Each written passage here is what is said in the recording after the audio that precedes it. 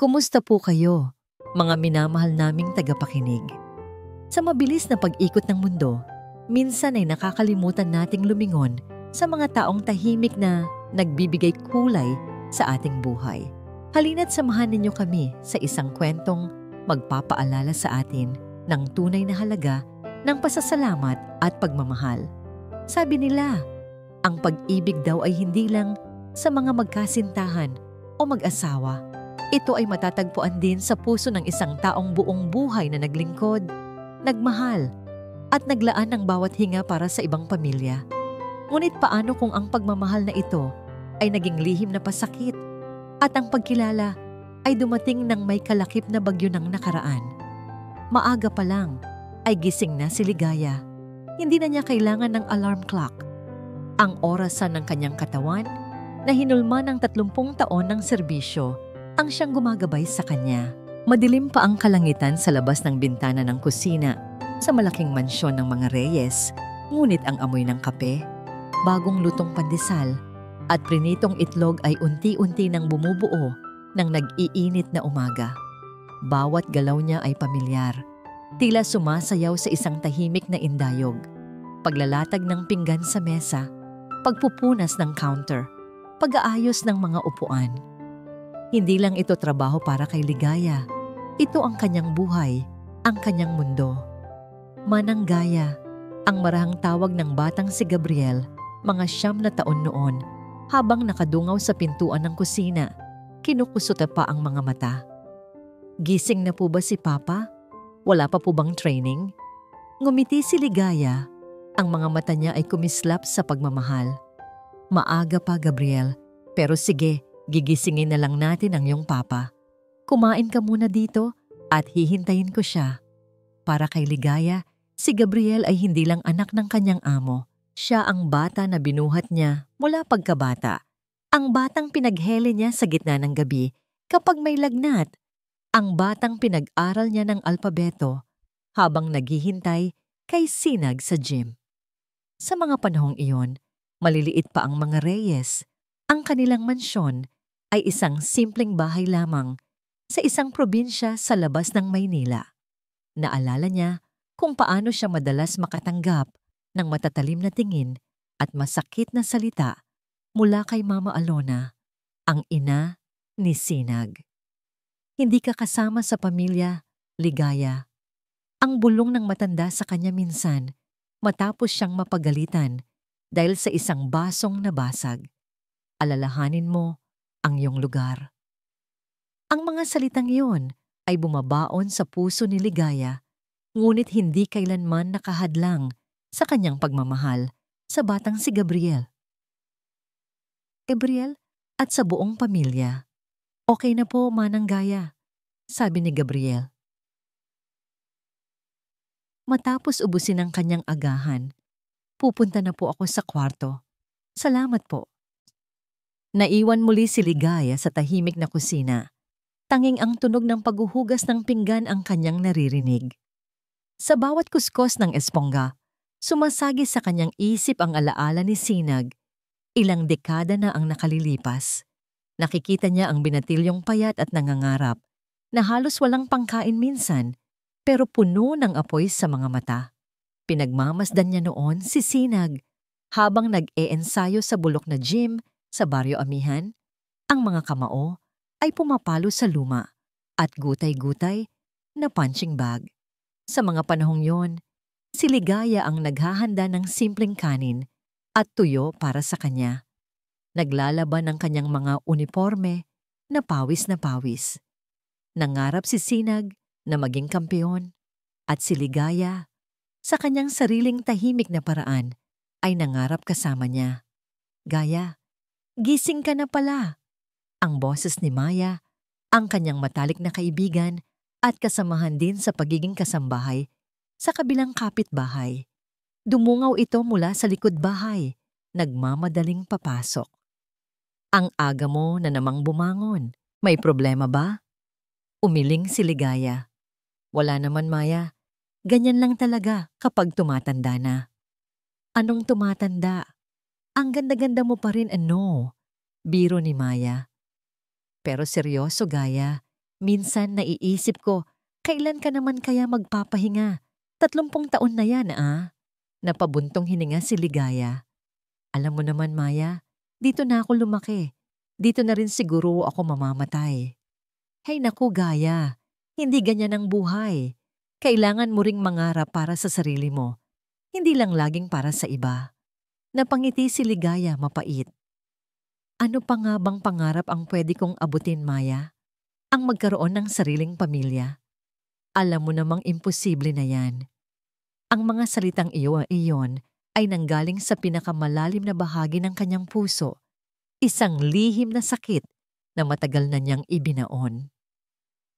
Niyaya ni Ligaya si Maya na uminom ng kape sa labas ng kusina, sa bakuran, kung saan naroon ang lumang bisikleta niya. Ang bisikletang ito ang kanyang naging kaibigan sa loob ng maraming taon, ang kanyang sasakyan sa pagpunta sa palengke at minsan sa simbahan. Habang nagkakape sila, napansin ni Ligaya ang malaking TV sa sala na nakabukas, kung saan ipinapakita ang isang commercial ng bagong modelo ng Toyota Vios. Makintab, elegante, at tila sumisigaw ng kalayaan. Ang ganda talaga ng kotse na yan, bulong niya sa sarili. Habang hinahaplos ang hawakan ng kanyang lumang bisikleta, sana, kahit minsan lang, makasakay ako sa ganyan. Isang napaka-imposibleng pangarap, pero kahit sandali, ay pinahintulutan niya ang sariling mangarap. Hindi niya namalayan, sa likod ng pintuan ng sala, nakatayo si Sinag Reyes, ang kampeon na ngayon ay buong pagmamalaking tinitingala ng bansa. Nakakarinig siya ng malabong pagbulong at nang makita niya si Ligaya na nakatitig sa TV, isang ideya ang unti-unting nabuo sa kanyang isip. Ang ideyang yon ay isang binhi ng pasasalamat na handang mamunga sa hindi inaasahang paraan. Hindi nawala sa isip ni Sinag ang nakita at narinig niya. Ang kanyang manang Gaya, ang babaeng nag-alaga sa kanya mula nang siya ay musmus pa, ang babaeng nakasaksi sa bawat pawis at dugo na kanyang ibinuhos sa boxing ring, ay may simpleng pangarap lamang pala, ang magkaroon ng isang bagong Toyota Vios. Isang pangarap na para sa isang kampeon tulad niya ay madali lang abutin. Ngunit para kay Ligaya ay tila bituin sa kalangitan. Nakaramdam si Sinag ng matinding guilt. Paano niya hindi napansin ang mga ganitong bagay? Sa lahat ng kanyang tagumpay, sa lahat ng yaman na kanyang naipon, napakalayo pa rin pala ng kanyang pagtingin sa mga taong nasa likod ng kanyang ningning. Clara, ani Sinag sa kanyang asawa, isang gabi habang naghahanda sila para matulog. Ang kanyang boses ay tila may bahid ng pagdududa. Naalala mo ba? Nung nagsisimula pa lang ako, sino ang laging naghahanda ng aking pagkain? Sino ang laging naglalaba ng aking mga damit? Kahit 3:00 na ng madaling araw ako umuuwi mula sa training. Nangunot ang noo ni Clara, nagtataka sa biglaang tanong.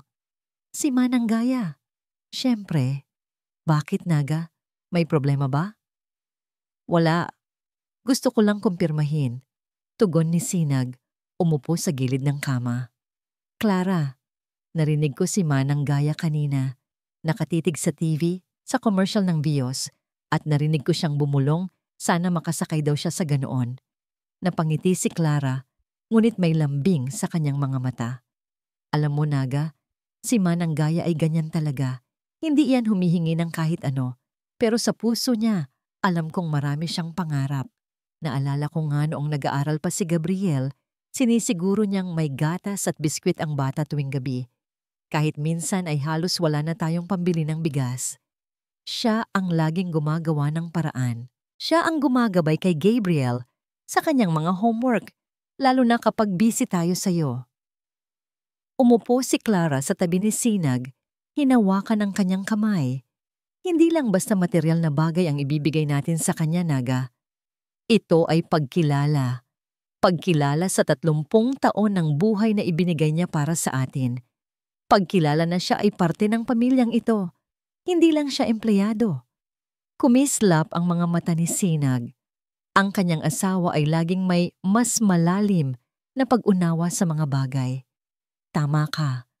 Kaya naisip ko, gusto kong sorpresahin siya. Gusto kong ibigay sa kanya ang viyos na yon. Kinabukasan, kinausap ni Sinag at Clara si Gabriel na ngayoy isa ng binatilyo at buong pusong sumuporta sa ideya ng kanyang mga magulang. Mama, Papa, dapat hindi lang kotse. Ang suhestyon ni Gabriel, ang kanyang mga mata ay nagniningning. Dapat mayroong maliit na programa kung saan masusuklian natin ang kanyang pagmamahal.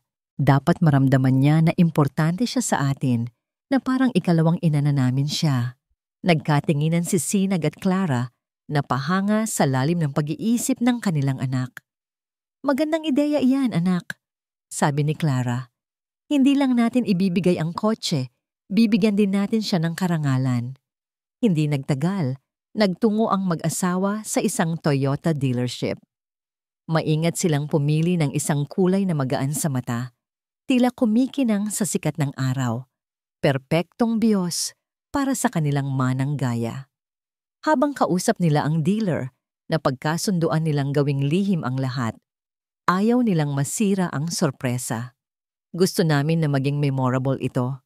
Paliwanag ni Clara sa sales agent. Gusto naming maramdaman niyang pinahahalagahan namin siya. Pagkauwi, habang nagpaplano sila ng mga detalye para sa maliit na tribute, nakita ni Sinag si Ligaya sa kusina, abala sa paglilinis. Nakita niya ang mapayapang anyo nito, ang mga kamay na sanay sa gawain. Naramdaman niya ang isang bahagyang kirot sa kanyang dibdib. Gaano karaming oras, gaano karaming taon ang kanyang naibigay para sa kanilang pamilya? At ano naman ang naibigay niya pabalik, bukod sa buwan ng sweldo? Nagkaroon siya ng lahat ng karangyaan, habang si Ligaya ay nanatili sa kanyang simpleng mundo. Naglakad siya palapit sa kusina, ngunit nanatili lang sa gilid, pinagmamasdan si Ligaya. Ang kanyang mga balikat ay bahagyang nakukuba. Ang kanyang buhok ay may ilan ng puting hibla. Nagkaroon ng tiwala si Sinag sa sarili. Ngunit sa sandaling iyon, nakaramdam siya ng bahagyang pagkabahala. Paano kung hindi maging masaya si Ligaya? Paano kung maging masama ang reaksyon niya? Ngunit pinawi niya ang mga pagdududang ito. Hindi. Dapat maramdaman ni Ligaya ang pagmamahal at pasasalamat ng kanilang pamilya. Dapat malaman niya kung gaano siya kahalaga. Naga, okay ka lang? Tanong ni Clara, habang lumapit at marahang hinawakan ng balikat ni Sinag. Oo, Clara. Naiisip ko lang, matagal na pala. Nagangitian sila. Alam nilang pareho ang nasa isip nila, ang araw na ibibigay nila ang sorpresa kay Ligaya. Napagdesisyonan nilang gawin ang selebrasyon sa isang simpleng lugar, hindi malayo sa kanilang tahanan, upang maging mas pribado at personal.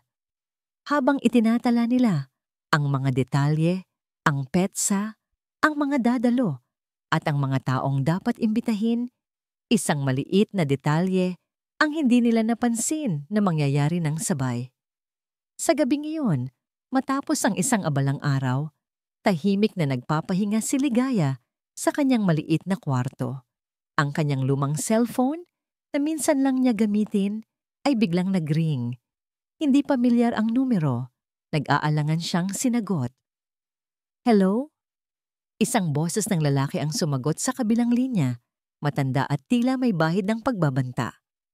Ligaya de la Luna, ikaw ba yan? Napahigpit ang hawak ni Ligaya sa cellphone. Kinilabutan siya. Kilala niya ang boses na yon. Ang boses na nagbalik sa kanya sa nakaraan.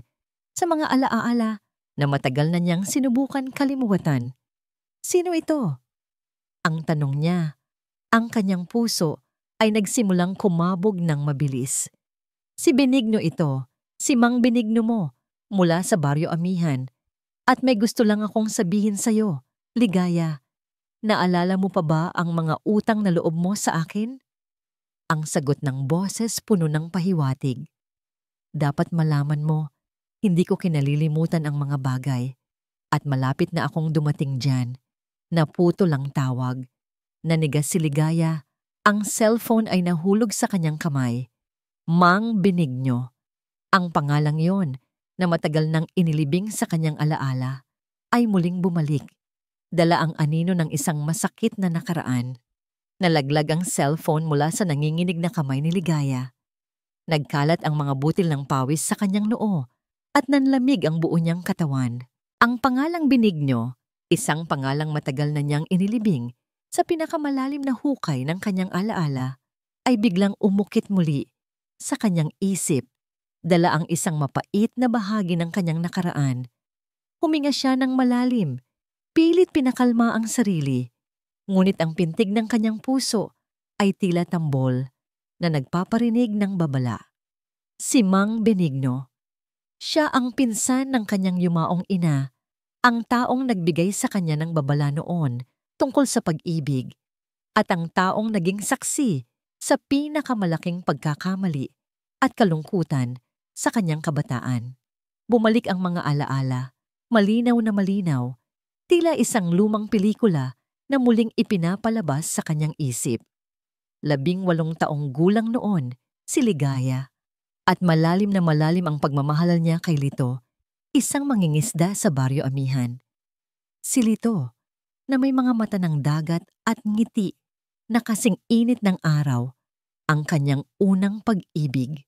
Sa ilalim ng mga bituin, sa gilid ng dagat, nagsumpaan sila ng walang hanggang pag-ibig. Babalik ako, Gaya. Ang pangako ni Lito, bago siya sumama sa kanyang ama upang mangisda sa malayo. Ilang araw bago dumating ang isang malakas na bagyo.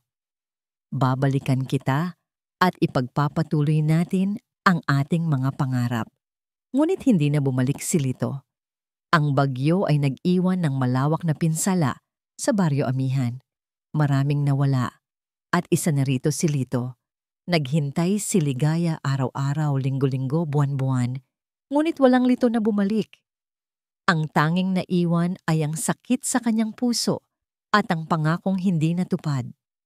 Sa gitna ng kanyang pagluluksa, isang masakit na katotohanan ang dumating. Matapos ang ilang buwang pagdududa at pagpapatingin sa doktor sa kabilang bayan, kinumpirma sa kanya na hindi na siya magkakaroon ng anak. Ang balitang ito ay tila isang malakas na suntok sa kanyang sikmura. Mas masakit pa sa pagkawala ni Lito. Ang pangarap niyang magkaroon ng sariling pamilya, ng mga anak na tatawag sa kanyang mama, ay gumuho sa isang iglap. Sa kanyang isip, ito ay isang sumpa, isang parusa sa kanyang mga pagkakamali.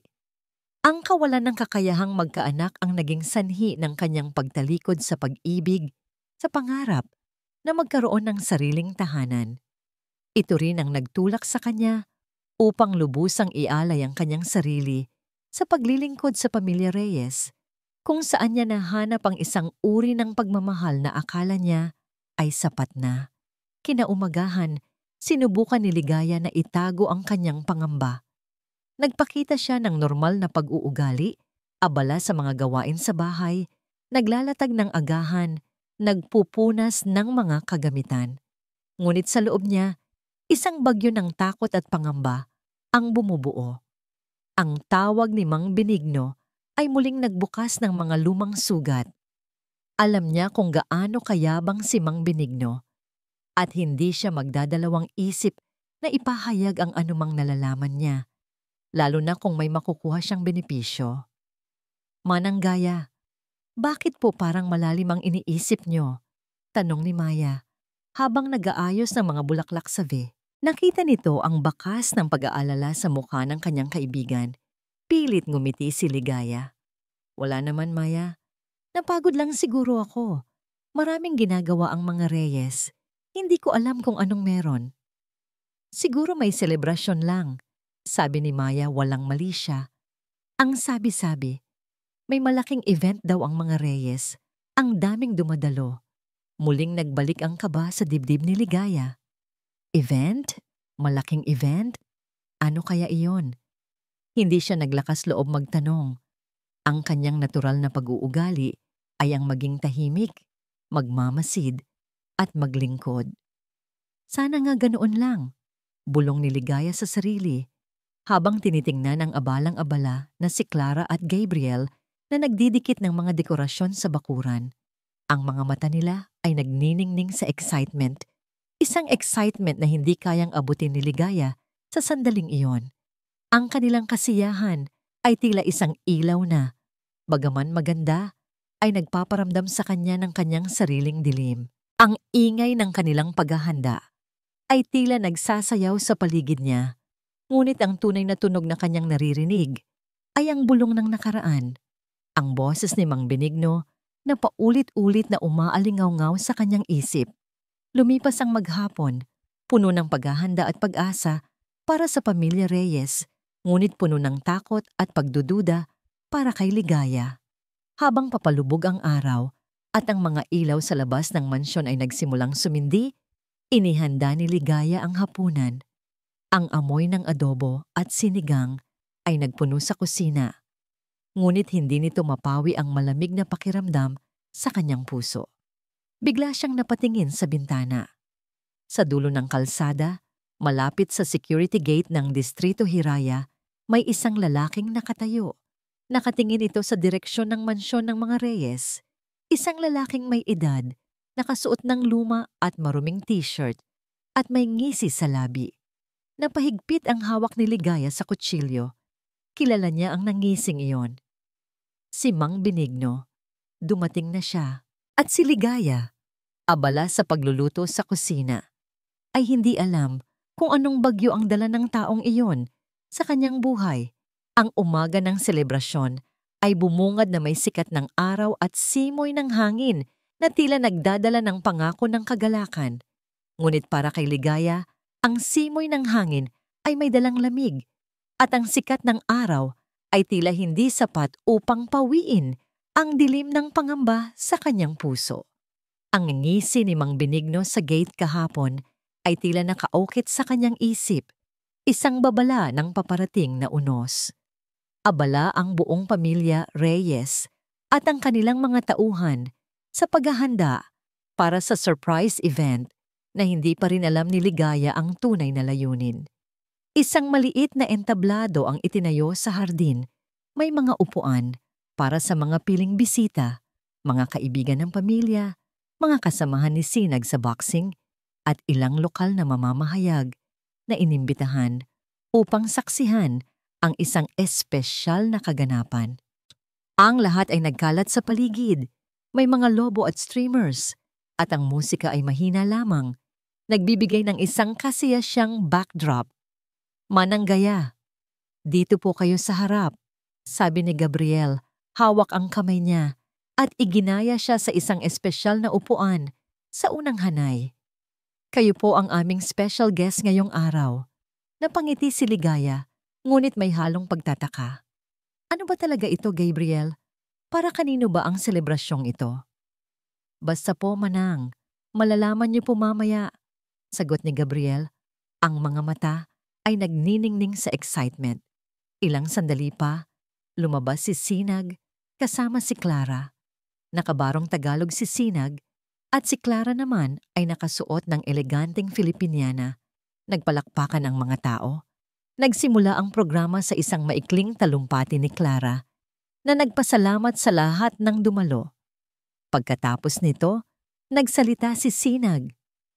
Mga kaibigan, pamilya at mga mahal sa buhay, panimula ni Sinag, ang kanyang boses ay malakas, ngunit may bahid ng pagmamahal.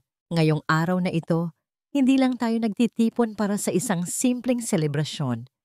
Nagtitipon tayo upang magbigay pugay sa isang tao, sa isang babae, na naging haligi ng aming pamilya sa loob ng 30 taon. Isang babae na halos kasama ko na mula nang ako ay isang hamak na boksingero pa lamang. Siya ang aking mananggaya, si Ligaya de la Luna. Nagsimulang magpalakpakan ng mga tao at napaluha si Ligaya. Hindi niya inaasahan ang ganitong klase ng pagkilala. Ang kanyang puso ay biglang napuno ng kagalakan, ng init na matagal na niyang hindi naramdaman. Mananggaya, patuloy ni Sinag, nilapitan siya at hinawakan ang kanyang kamay. Maraming salamat. Hindi sapat ang salitang salamat para ipahayag ang aming utang na loob sa lahat ng iyong sakripisyo, sa lahat ng iyong pagmamahal. Hindi mo kami iniwan sa hirap at ginhawa. At ngayon, gusto kong ipakita sa iyo kung gaano ka namin pinahahalagahan. Clara, Gabriel, pakikuha na ang susi. Naglakad si Clara at Gabriel patungo sa likod ng entablado. Maya-maya, inilabas nila ang isang malaking susi na may nakasabit na keychain na may logo ng Toyota. Nagpalakpakan at nagsigawan ang mga tao. At mula sa gilid ng hardin, dahan-dahang umandar ang isang makintab, puting Toyota Vios, bagong-bago at kumikinang sa sikat ng araw. Napasinghap si Ligaya. Hindi siya makapaniwala sa kanyang nakikita. Ang pangarap niya, ang bumulong niyang pagnanais, ay narito, nasa harapan na niya. Ang kanyang mga mata ay napuno ng luha ng kaligayahan at mahina siyang napaiyak. Niyakap niya si Sinag at Clara at pagkatapos ay si Gabriel. Ito ang pinakamasayang sandali sa kanyang buhay, ngunit ang kagalakan ay maikli lamang. Teka muna. Isang malakas na boses ang sumigaw mula sa likuran ng mga tao. Ang lahat ay napatingin sa pinanggalingan ng boses. Doon, nakatayo si Mang Benigno, may suot na luma at maruming t-shirt at may ngisi sa kanyang labi. May kasama siyang dalawang lalaki na tila mga tambay. Hindi niyo ba ako kilala? Sigaw ni Mang Benigno, lumalapit sa entablado. Ako si Benigno de la Luna, ang pinsan ni Ligaya, at may karapatan ako sa mga kayamanan na ito. Bakit Ligaya? Nagkapera ka na lang. Nakalimutan mo na kami sa Baryo Amihan. Nalaglag ang nangiti sa labi ni Ligaya. Ang kagalakan ay biglang napalitan ng matinding takot at kahihiyan. Nagbulungan ang mga tao at ang mga mamamahayag ay biglang naglabas ng kanilang mga kamera, handang kuhanin ang bawat detalye ng drama. Mang Benigno, anong ginagawa niyo dito? Tanong ni Ligaya. Ang kanyang boses ay nanginginig. Anong ginagawa ko dito? Kukunin ang parte ko, syempre. Sagot ni Mang Benigno. Tumawa ng malakas. Hindi niyo ba alam mga tao? Itong si Ligaya, nakalimutan na ang pinanggalingan. Akala niyo ba? Mabuting tao yan? Hindi. Kaya nga siya iniwan ng kanyang nobyo dati at kaya rin hindi siya binibiyayaan ng sariling anak. Dahil may sumpa siya. Biglang naghari ang katahimikan sa hardin. Ang hiyawan at palakpakan ay napalitan ng matinding gulat at bulungan. Ang mga mamamahayag ay nagsimulang mag-flash ng kanilang mga kamera, kinukuhanan ang bawat ekspresyon ni Ligaya. Napahawak si Ligaya sa kanyang dibdib. Ang kanyang mukha ay namula sa matinding kahihiyan.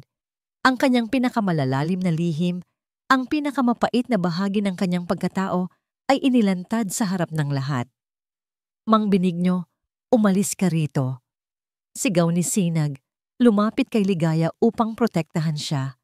Huwag kang gumawa ng eksena. Eksena? Hindi ito eksena, kampeon. Ganti ni Mang Benigno, tumatawa ng sarkastiko. Ito ang katotohanan. Tanungin niyo siya. Hindi ba totoo, Ligaya? Naalala mo pa ba si Lito at ang pagkawala niya at ang sumpa sa'yo? Biglang bumagsak si Ligaya sa kinauupuan. Nagsimulang lumabo ang kanyang paningin. Ang kanyang pinakamalalalim na takot ay natupad. Ang pinakamasakit na bahagi ng kanyang buhay ay inilantad sa buong mundo. Ang kagalakan ay napalitan ng matinding lumbay at ang kanyang puso ay tila dinudurog. Pinilit siyang alalayan ni Clara at Gabriel. Ngunit tila wala na siyang lakas.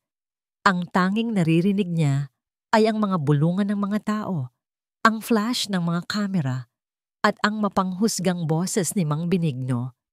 Hindi lang ang kotse ang nawala sa kanya.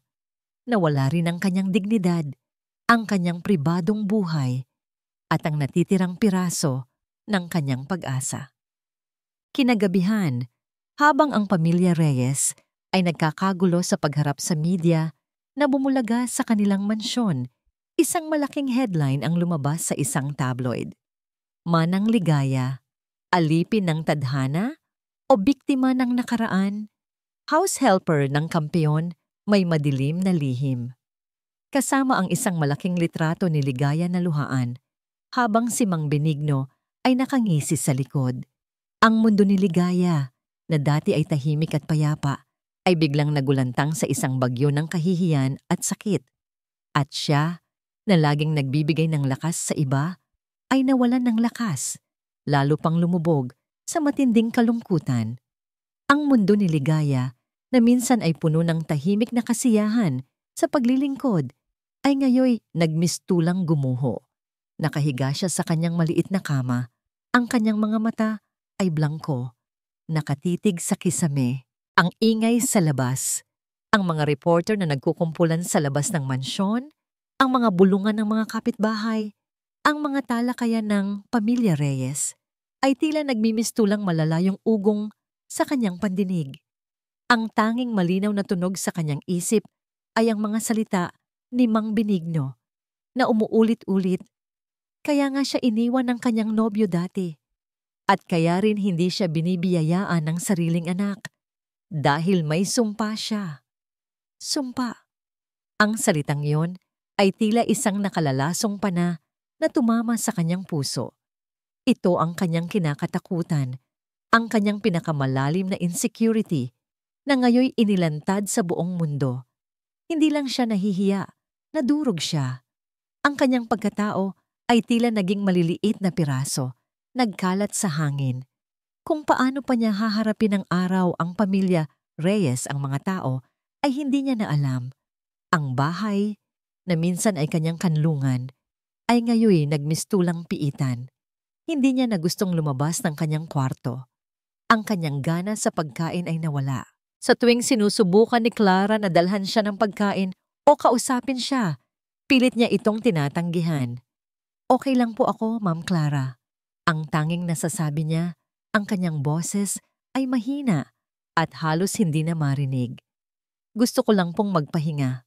Sa bawat pagpikit ng kanyang mga mata, bumabalik ang mga alaala, hindi lang ng kanyang kabataan sa Baryo Amihan, kundi pati na rin ng kanyang mga unang taon sa Pamilya Reyes.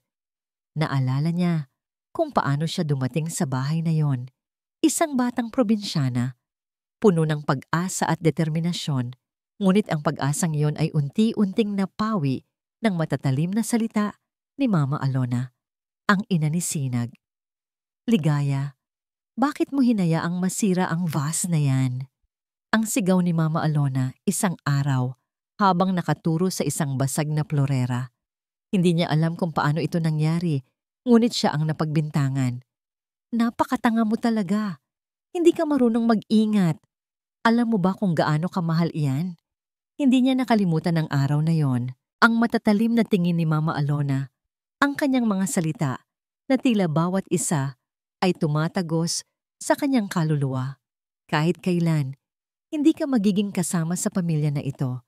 Isa ka lang katulong. Huwag kang mangarap ng higit pa sa iyong lugar. Naalala rin niya ang isang Pasko kung saan lahat ay masaya, nagbubukasan ng regalo. Siya, bilang isang katulong, ay nasa kusina, naghahanda ng pagkain. Nang sandaling iyon, naririnig niya ang mga tawanan mula sa sala. Nagkaroon siya ng kaunting pag-asa na baka may regalo rin para sa kanya. Ngunit wala. Ang tanging regalo niya ay ang kapaguran at ang pangungulila. At nang maglakas loob siyang magpahinga, sinigawan siya ni Mama Alona. Ano? Nagpapahinga ka na naman? Hindi pa tapos ang trabaho mo. Ang mga alaala na ito ay nagpalalim lamang sa kanyang pakiramdam ng kawalang halaga, ng pagiging isang simpleng kasambahay na walang karapatang mangarap. Ang kanyang pagkawala ng kakayahang magkaanak ay lalo pang nagpatunay sa kanyang isip na siya ay may sumpa, na siya ay hindi karapat-dapat sa anumang uri ng kaligayahan o pamilya. Gaya, kumain ka na. Ang mahinang boses ni Maya na may daladalang tray ng pagkain. Sa lahat ng oras na yon, si Maya lang ang pinahihintulutan niyang lumapit. Hindi ka pwedeng magkasakit. Kailangan mo ang lakas mo. Umiling si Ligaya. Wala akong gana, Maya. Parang, parang gusto ko na lang maglaho. Huwag kang ganyan gaya. Ani Maya, umupo sa tabi niya at hinawakan ang kanyang kamay. Alam kong masakit, pero hindi totoo ang mga sinabi ni Benigno. Hindi ka sinumpa. Hindi mo kasalanan ang nangyari kay Lito at hindi mo kasalanan kung bakit hindi ka nagkaanak. May plano ang Diyos para sa'yo. Ngunit ang mga salita ni Maya, bagaman totoo, ay tila hindi makatagos sa makapal na pader ng kalungkutan na bumalot kay Ligaya. Ang kanyang mga mata ay napadako sa bintana kung saan tanaw niya ang puting Toyota Vios na nakaparada sa garahe. Ang kotse na dapat ay nagdala sa kanya ng kaligayahan at karangalan ay ngayon naging simbolo ng kanyang kahihiyan. Isang paalala ng kanyang pinakamalaking pangarap na nauwi sa bangungot. Nag-umpisa siyang magsulat sa isang lumang notepad. Ang kanyang kamay ay nanginginig pa rin. Isang maikling liham na para sa pamilya Reyes. Sa pamilya Reyes, maraming salamat sa lahat ng kabutihan at pagmamahal na ibinigay ninyo sa akin sa loob ng 30 taon. Hinding-hindi ko makakalimutan ang bawat isa sa inyo. Ngunit pakiramdam ko, naging pabigat na ako. Ang mga nangyari ay nagdala lang ng kahihiyan sa inyong pangalan. Kaya, humihingi ako ng paumanhin, ngunit kailangan kong umalis. Kailangan kong bumalik sa Baryo Amihan. Doon, siguro, makahanap ako ng kapayapaan. Huwag niyo na po akong hanapin. Sana ay maging masaya kayo. At sana, mapatawad niyo ako sa lahat ng aking pagkukulang. Nagmamahal, ligaya pinunasan niya ang kanyang mga luha, tiniklop ang liham, at maingat na inilagay sa ibabaw ng kanyang unan. Kinuha niya ang kanyang lumang bag, sinimulang ilagay ang ilang damit. Sa gitna ng gabi, habang ang lahat ay natutulog, tahimik siyang lumabas ng kwarto, dala ang kanyang mabigat na puso at ang kaunting pag-asa na baka sa pagbalik sa Baryo Amihan, matagpuan niya ang kalayaan mula sa kanyang mga sugat. 5:00 ng madaling araw, nang bumaba si Sinag upang maghanda para sa kanyang pang-umagang workout. Ang tahimik na bahay ay tila may kakaibang pakiramdam. Walang amoy ng kape, walang ingay mula sa kusina. Isang matalas na kirot ang dumaloy sa kanyang dibdib. Hindi ito ang karaniwang umaga. Manang Gaya? Tawag niya, nagtungo sa kusina. Walang sumagot. Ang lahat ay malinis at maayos. Tila walang gumamit. Isang kakaibang kaba ang kumalat sa kanyang sistema. Nagtungo siya sa kwarto ni Ligaya, kumatok. Walang tugon. Dahan-dahan niyang binuksan ang pinto. Walang tao. Nakita niya ang isang nakatiklop na papel sa ibabaw ng unan. Nang buksan niya ito, ang mga salita ay tumama sa kanya tulad ng isang malakas na suntok. Ito ay sulat ni Ligaya. Sa pamilya Reyes, maraming salamat sa lahat ng kabutihan at pagmamahal na ibinigay ninyo sa akin sa loob ng 30 taon. Hinding-hindi ko makakalimutan ang bawat isa sa inyo. Ngunit pakiramdam ko, naging pabigat na ako. Ang mga nangyari ay nagdala lang ng kahihiyan sa inyong pangalan. Kaya, humihingi ako ng paumanhin. Ngunit kailangan kong umalis. Kailangan kong bumalik sa Baryo Amihan. Doon, siguro, makahanap ako ng kapayapaan. Huwag niyo na po akong hanapin. Sana ay maging masaya kayo. At sana, mapatawad niyo ako sa lahat ng aking pagkukulang. Nagmamahal, ligaya na laglag ang sulat mula sa nanginginig na kamay ni Sinag. Hindi siya makapaniwala. Lumisan si Ligaya. Ang kanyang mananggaya, ang babaeng itinuring niya ng parang ina, ay umalis ng tahimik. Clara! Gabriel! Sigaw ni Sinag. Ang kanyang boses ay puno ng pagkabahala at galit sa sarili. Nagmamadaling bumaba sina Clara at Gabriel. Ang kanilang mga mukha ay puno ng pagtataka. Nang makita nila ang sulat, ang kanilang mga ekspresyon ay napalitan ng sakit at gulat. Umalis si Manang Gaya? Tanong ni Gabriel. Ang kanyang boses ay nagbabaka sakali. Hindi. Hindi niya kami pwedeng iwan. Kasalanan ko ito. Bulong ni Sinag. napaupo sa sahig. Ang kanyang ulo ay nakayuko. Ako ang may kasalanan. Hindi ko siya pinakinggan. Hindi ko siya binigyan ng pansin. Naalala niya ang mga araw na siya ay nag-eensayo nang halos walang pangkain. Si Ligaya ang laging naghahanda ng kanyang simpleng hapunan, naghihintay hanggang sa makauwi siya. Naalala niya ang kanyang mga sapatos na laging malinis at kumikinang, ang kanyang uniforme na laging handa. Hindi niya inisip kung sino ang gumagawa ng lahat ng iyon. Ito ay si Ligaya. Sa kanyang pagiging abala, sa kanyang karera, sa kanyang pagpupursige na maging kampeon, nakalimutan niya ang mga maliliit na bagay na bumubuo sa kanyang tagumpay. Ang tahimik na suporta ni Ligaya. Naga, huwag mong sisihin ang sarili mo, sabi ni Clara. Lumuhod sa tabi niya, ang kanyang mga mata ay luhaan. Lahat tayo may pagkukulang, pero hindi ito ang oras para sisihin ang sarili. Kailangan natin siyang hanapin. Tama si Mama, dagdag ni Gabriel. Ang kanyang boses ay matatag. Si Manang Gaya ay hindi lang katulong. Siya ang aming pamilya. Hindi namin siya kayang mawala. Kinuha ni Sinag ang kanyang cellphone at tinawagan si Maya, ang matalik na kaibigan ni Ligaya. Matapos ang ilang sandali, sinagot ni Maya ang tawag. Maya, si Sinag ito, sabi niya. Ang kanyang boses ay desperado. Umalis si Ligaya. May alam ka ba kung nasaan siya? Bakit? Sa kabilang linya, tila nag-aalangan si Maya. Naga, matagal nang may pinagdadaanan si Gaya. Hindi lang yan dahil sa nangyari kahapon. Matagal na siyang may bitbit na sakit mula pa sa kanyang kabataan. Tungkol kay Lito at tungkol sa hindi niya pagkakaanak. Natahimik si Sinag. Ang kanyang puso ay kumirot. Hindi niya alam ang tungkol sa mga bagay na ito. Wala siyang ideya kung gaano kalalim ang sugat sa puso ni Ligaya.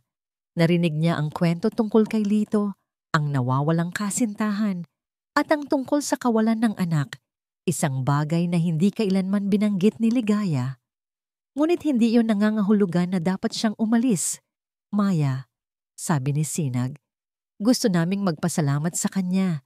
Gusto naming iparamdam sa kanya na mahalaga siya. Alam ko, Naga, malungkot na tugon ni Maya. Pero si Gaya, minsan, masyado niyang iniisip na hindi siya karapat-dapat, na ang kanyang kaligayahan ay laging nasa likod lang ng kaligayahan ng iba pa. Ibinaba ni Sinag ang telepono. Ang kanyang isip ay gulong-gulo. Kailangan niyang hanapin si Ligaya. At higit pa rito, kailangan niyang gawin ang isang bagay na magbabago hindi lang sa buhay ni Ligaya, kundi pati na rin sa buhay ng libu-libong katulad niya. Isang ideya ang unti-unting nabuo sa kanyang isip. Isang bagay na higit pa sa material na bagay. Isang bagay na magbibigay ng pagkilala at dignidad sa lahat ng ligaya sa buong Pilipinas. Clara, Gabriel, sabi ni Sinag, tumayo.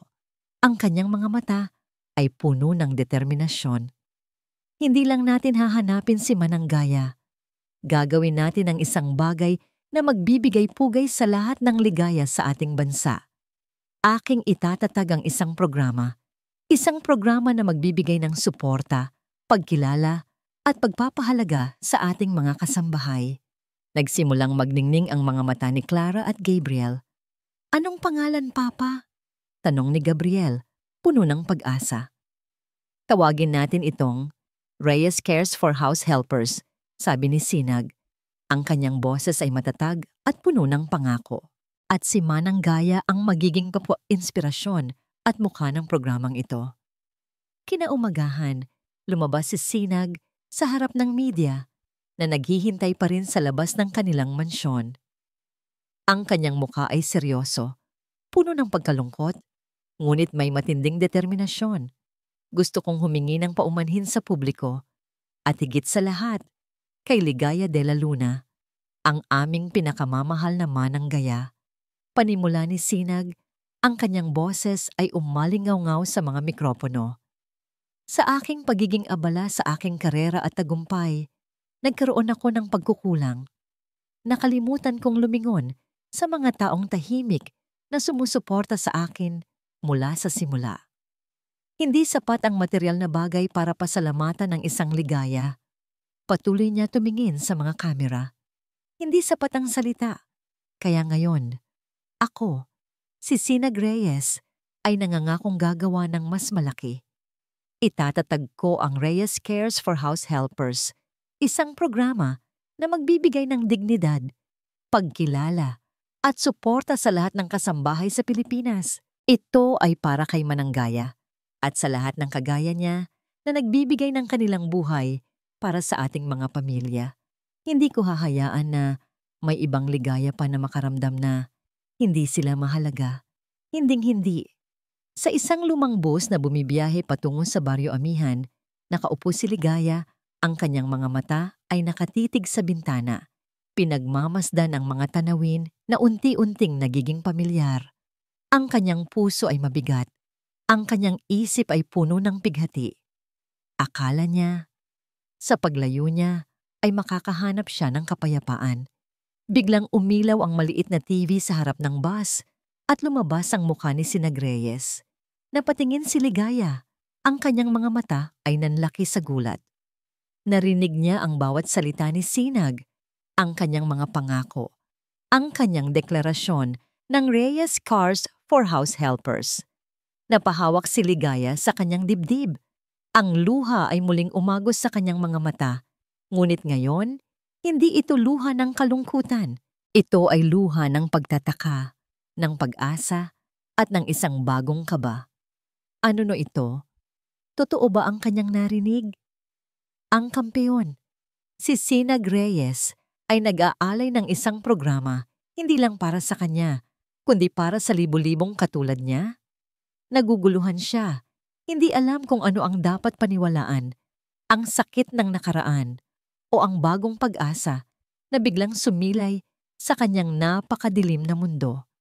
Ang tunog ng bus ay tila bumubulong sa pandinig ni Ligaya, ngunit ang mas malakas na ugong ay ang boses ni Sinag Reyes na muling umaalingaw-ngaw sa kanyang isip.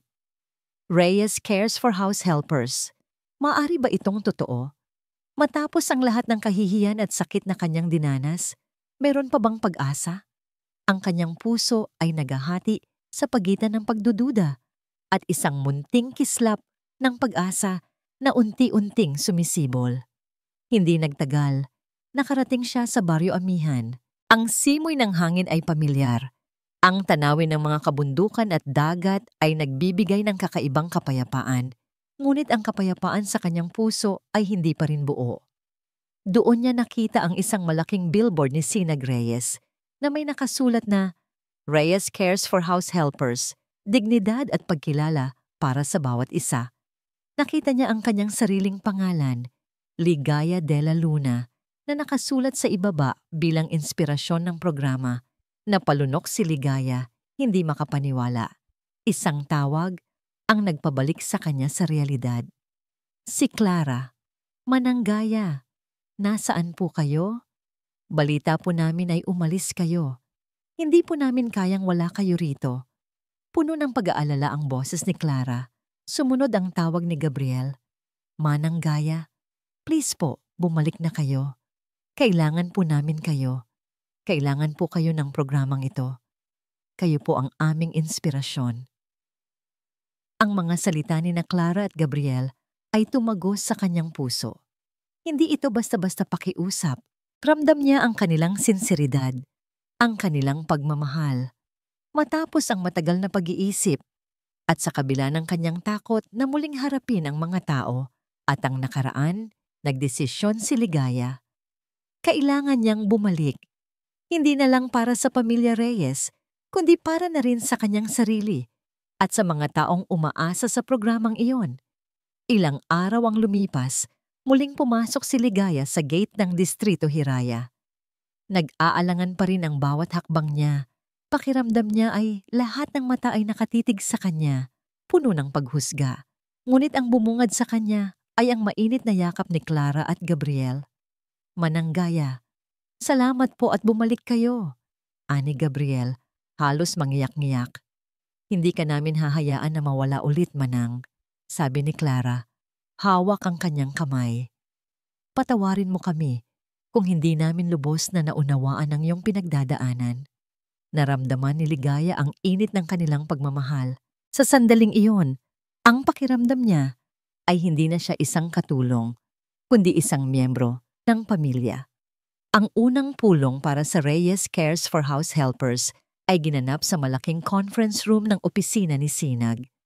Ang silid ay puno ng mga abogado, social workers at mga kinatawan mula sa iba't ibang ahensya. Naroon din si Sinag, Clara at Gabriel. Umupo si Ligaya sa isang upuan sa gilid, tahimik, naninibago sa bagong mundo. Manang Gaya, ikaw ang aming pangunahing consultant, ani Sinag. Kayo po ang magiging boses ng mga kasambahay. Ang inyong mga karanasan ang magiging gabay namin. Noong una, nahirapan si Ligaya. Ang pagiging tahimik at tahimik na paglilingkod ang kanyang nakasanayan. Ngunit nang makarinig siya ng mga kwento ng pang-aabuso, ng mababang sweldo at ng kawalan ng pagkilala mula sa ibang kasambahay na dumalo sa pulong, unti-unting nabuksan ang kanyang bibig. Ikinuwento niya ang kanyang sariling karanasan, ang kanyang mga sakripisyo, ang kanyang mga pangarap na naudlot, at ang kanyang matagal na pakiramdam ng kawalang halaga. Sa bawat salita niya, naramdaman niya ang pakikipag-ugnayan sa ibang mga kasambahay na may kaparehong karanasan. Kailangan natin silang bigyan ng boses, sabi niya. Ang kanyang boses ay naging matatag. Hindi lang pera o regalo ang kailangan nila. Kailangan nila ng dignidad. Kailangan nila ng proteksyon. Kailangan nila ng pagkilala. Sa pulong na yon, nakilala rin ni Ligaya si Tita Solita Sarmiento, ang tiyahin ni Clara. Isang matikas na babae, may edad na, ngunit elegante at tila puno ng kumpiyansa. Lumapit ito kay Ligaya at buong siglang hinawakan ang kanyang kamay. Ligaya, napakabuti mo. Napakaganda ng kwento mo, ani Tita Solita. Ikinagagalak kong makasama ka sa proyektong ito. Buong puso akong susuporta sa Reyes Cares. Ngumiti si Ligaya, ngunit may kung anong hindi maipaliwanag na pakiramdam ang gumapang sa kanyang dibdib. May kung anong hindi totoo sa ngiti ni Tita Solita, sa ningning ng kanyang mga mata. Sinubukan niyang ipagsawalang bahala ito. Marahil ay guni-guni lang niya. Sa mga sumunod na linggo, naging abala si Ligaya sa kanyang bagong tungkulin. Nagsimula siyang maging mukha ng Reyes Cares. Nagsasalita siya sa mga komunidad, nakikinig sa mga kwento ng ibang kasambahay, at tumutulong sa pagbuo ng mga programa para sa kanilang kapakanan. Sa bawat ngiti ng mga kasambahay na kanyang natutulungan, naramdaman niya ang isang uri ng kagalakan na matagal na niyang hindi naramdaman. Unti-unti, nakalimutan niya ang kanyang kahihiyan at napalitan ito ng isang bagong layunin. Isang hapon, habang nag-isa si Ligaya, naisipan niyang subukan ang kanyang bagong Toyota Vios. Marahan siyang sumakay, hinawakan ang manibela. Sa unang pagkakataon, siya ang nagmamaneho. Ang kotse ay tahimik na umandar sa kalsada. At naramdaman niya ang isang uri ng kalayaan na hindi niya kailanman naisip na mararanasan niya. Ang hangin ay humahaplos sa kanyang mukha at ang mga puno sa gilid ng kalsada ay tila sumasabay sa kanyang paglalakbay. Isang malaking ngiti ang lumabas sa kanyang labi. Sa wakas, mayroon na siyang sariling sasakyan, sariling direksyon. Ngunit ang kalayaan ay maikli. Nang bumalik siya sa mansyon, habang nagpapahinga sa kanyang kwarto, biglang nag-vibrate ang kanyang lumang cellphone. Hindi pamilyar ang numero. Isang text message. Mag-ingat ka, Ligaya. May lobo na nagkukubli sa damit ng tupa sa programang iyan. Tingnan mo ang larawan. Kalakip ng text message ay isang malabong litrato. Isang babaeng nakasuot ng eleganteng damit. Tila nagmamay-ari ng isang malaking bahay. Ang mukha ay nakakunot. Sumisigaw sa isang babaeng nakayuko, tila isang kasambahay. Ang mukha ng babaeng sumisigaw ay malabo. Ngunit ang kanyang tindig at ang kanyang aura ay tila pamilyar kay Ligaya. Isang kakaibang kaba ang muling gumapang sa kanyang dibdib. Ang lobo na nagkukubli sa damit ng tupa? Sino kaya iyon? At bakit tila pamilyar ang babaeng nasa larawan? Nakatitig si Ligaya sa malabong litrato sa kanyang cellphone. Ang kanyang puso ay kumalabog ng malakas. Ang mensahe, "Mag-ingat ka, Ligaya." May lobo na nagkukubli sa damit ng tupa sa programang iyan ay umalingaw-ngaw sa kanyang isip. Sino ang nagpadala ng mensaheng ito? At sino ang babaeng nasa larawan na sumisigaw sa isang kasambahay? Sa kabila ng kalabuan, ang pamilyar na tindig, ang formal na suot, at ang matikas na postura ay tila nagpapahiwatig ng isang tao. Isang pangalan ang bumulong sa kanyang isip, ngunit pilit niya itong tinaboy. Hindi, imposible. Kinaumagahan, habang nag-aayos sila ng mga papeles para sa susunod na outreach program ng Reyes Cares, lumapit si Clara kay Ligaya. Ang kanyang mukha ay may bahid ng pag-aalala. "Mananggaya, may report po kaming natanggap mula sa isang concerned citizen. Tungkol daw po sa isang kasambahay na inaabuso sa isang bahay dito sa Distrito Hiraya." Nagulat si Ligaya. Dito sa Distrito Hiraya? Sino naman kaya? Hindi po nilagay ang pangalan ng nag-report, ani Clara. Pero detalyado ang kwento. Sinabihan daw po ang kasambahay na huwag kumain hanggat hindi pa tapos maglinis ng buong bahay at pinipilit daw po siyang magtrabaho ng walang pahinga. At ang pinakamasakit po, minsan daw po sinasaktan din siya. Kumulo ang dugo ni Ligaya. Matagal na niyang pinangarap na magkaroon ng boses ang mga kasambahay na inaabuso. Ito ang pagkakataon ng Reyes Cars na patunayan ang kanilang layunin. "Kailangan nating imbestigahan kaagad ito, Ma'am Clara." Sabi ni Ligaya, ang kanyang boses ay puno ng determinasyon. "Hindi natin pwedeng palampasin ang ganito." Nagtungo sila sa address na ibinigay, kasama ang isang social worker mula sa Reyes Cares. Isang malaking mansyon ang bumungad sa kanila. Mas malaki pa kaysa sa bahay ng mga Reyes. Ang gate ay matangkad at ang bakuran ay mayayaman sa mga halaman. Ngunit sa likod ng lahat ng karangyaan, mayroong isang bagay na hindi kaaya-aya. Nang makapasok sila, nakita nila ang isang payat na babae, mga 30 anyos, na naglilinis ng pool. Ang kanyang mga balikat ay nakukuba at ang kanyang mukha ay maputla. Kitang-kita ang pagod sa kanyang mga mata. Nang lapitan nila, nanginginig ang babae. Tila takot na takot. "Ate, kami po sa Reyes Cares. Gusto lang po naming kumustahin kayo." Sabi ni Ligaya, ang kanyang boses ay malambing at nagbibigay pagtitiwala. "Okay lang po ako." Sagot ng kasambahay, hindi tumitingin sa kanila. "Walang problema." "Hindi ito mukhang okay, ate." Ani Clara, nakita ang mga pasa sa braso ng kasambahay. "Natatakot ka ba?" Doon na bumuhos ang luha ng kasambahay. Ikinuwento niya ang kanyang pinagdadaanan. Ang pagod, ang gutom, ang mga salitang masasakit na kanyang naririnig. At kung paano siya minsan ay sinasaktan kapag may maling nagawa.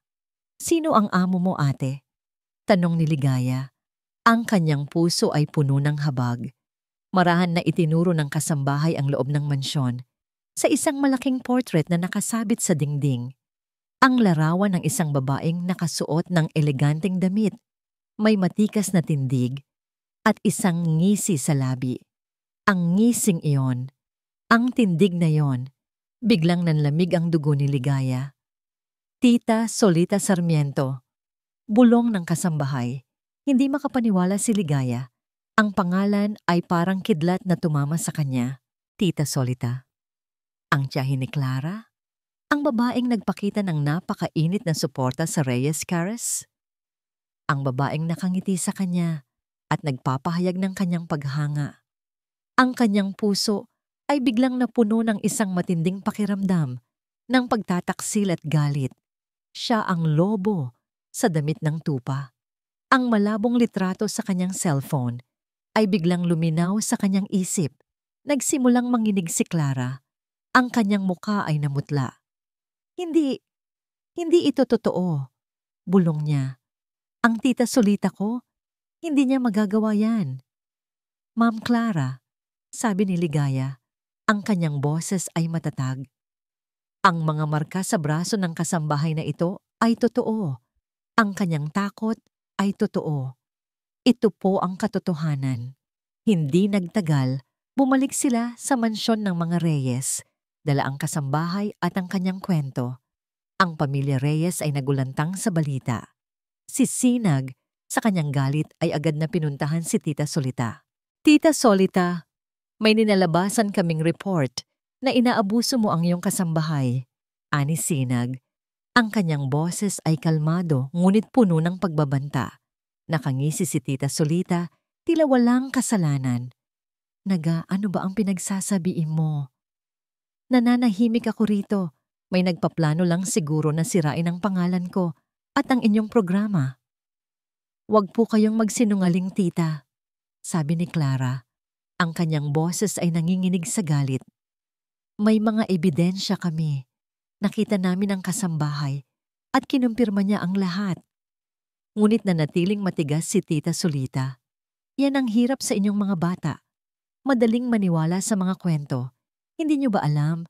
Ang mga kasambahay ay ganyan talaga. Minsan kailangan mo silang disiplinahin para matuto. Ang mga salita ni Tita Solita ay tila isang balde ng malamig na tubig na ibinuhos kay Ligaya. Ang kanyang pag-asa, ang kanyang tiwala, ay tila muling nawala. Paano magkakaroon ng hustisya ang mga kasambahay kung maging ang mga taga-suporta ay ganoon ang pag-iisip?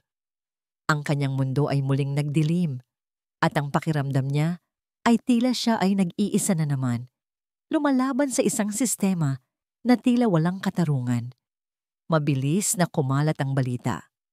Ang isang concerned citizen na nakakita sa nangyayari ay lihim na nag-upload ng isang video clip sa social media. Sa video, makikita si Tita Solita Sarmiento na sumisigaw at nananakit ng isang kasambahay. Ang video ay kumalat na parang apoy sa tuyong damo at nag-viral sa loob lamang ng ilang oras. Ang Reyes Cares for House Helpers, nakakasimula pa lamang, ay biglang napasa ilalim sa matinding kritisismo. Paano magtitiwala ang mga tao sa Reyes Cares kung ang miyembro mismo ng pamilya Reyes ay gumagawa ng ganito? Ang isa sa mga headline, saan napupunta ang pera ng programa? Para lang ba sa PR? Nagkaroon ng emergency meeting ang pamilya Reyes. Ang mukha ni Sinag ay seryoso. Si Clara ay luhaan at si Gabriel ay puno ng galit. Ngunit si Ligaya, sa gitna ng lahat ng kaguluhan, ay nakaramdam ng isang matinding pagkabigo. Muli, ang kanyang pag-asa para sa pagbabago ay tila naglaho at ang programa na dapat ay magbibigay ng dignidad sa mga kasambahay ay ngayoy nagbabanta ng bumagsak dahil sa anino ng isang lobo na nagkukubli sa damit ng tupa. Ang buong kabahayan ng mga Reyes ay tila nasa ilalim ng isang mabigat na ulap. Sa labas ng gate, nagkakagulo ang mga reporter. Ang mga flash ng kamera ay tila mga kidlat na humahataw sa bintana. Ang ingay ng kanilang mga tanong at sigawan ay tumatagos sa dingding. Isang paalala na ang mundo ay nakatingin, naghihintay ng pagbagsak ng pamilyang dati tinitingala. Sa loob, ang katahimikan ay nakabibingi. Nakaupo si Clara sa sofa. Ang mga mata ay namamaga sa kakaiyak. Ang balita tungkol sa kanyang Tita Solita ay hindi lang isang iskandalo sa publiko. Ito ay isang personal na pagtataksil na humiwa sa kanyang puso. Si Tita Solita, na nag-alaga sa kanya noong bata pa siya, na laging nagdadala ng pasalubong, ay siya palang halimaw na nananakit ng kapwa-tao. Tapos na tayo, mahinang sabi ni Sinag, nakatayo sa may bintana at sumisilip sa mga nag-aabang na media. Ang kanyang boses ay paos at puno ng pagod. Sinasabi nila sa social media na palabas lang ang lahat, na protektor tayo ng mga abusado dahil kadugo natin. Ang Reyes Cares, baka kailangan na nating itigil. bago pa masira nang tuluyan ang pangalan ng pamilya. Napatingin si Ligaya kay Sinag. Narinig niya ang takot sa boses ng kampeon. Sa loob ng 30 taon, nakita niya si Sinag na bumangon mula sa bawat suntok sa ring. Pero ang laban na ito ay iba. Ito ay laban sa dangal at integridad. Dahan-dahang tumayo si Ligaya. Ang kanyang mga tuhod ay nanginginig pa rin mula sa gulat ng mga nakaraang araw. Ngunit sa loob ng kanyang dibdib, may bagong apoy na sumisiklab. Naalala niya ang mukha ng kasambahay na si Elena, ang babaeng inabuso ni Solita. Naalala niya ang takot sa mga mata nito, ang takot na pamilyar kay Ligaya noong siya ay bata pa at walang boses. Hindi naga, matatag na sabi ni Ligaya. Ang kanyang boses, bagaman mahina, ay may diin na nagpatigil kay Sinag at nagpaangat ng ulo ni Clara. Manang, gulat na tanong ni Sinag. Hindi tayo titigil. Pagpapatuloy ni Ligaya, humakbang palapit sa mag-asawa.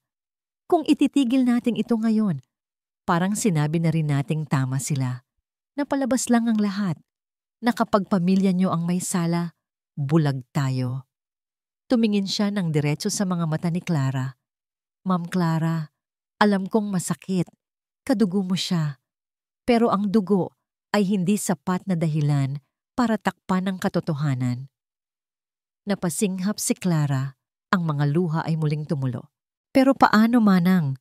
Galit na galit ang mga tao. Hinawakan ni Ligaya ang kamay ni Clara. Ang mga kamay ni Ligaya na magaspang sa trabaho ay nagbigay ng init at lakas sa malambot na palad ni Clara.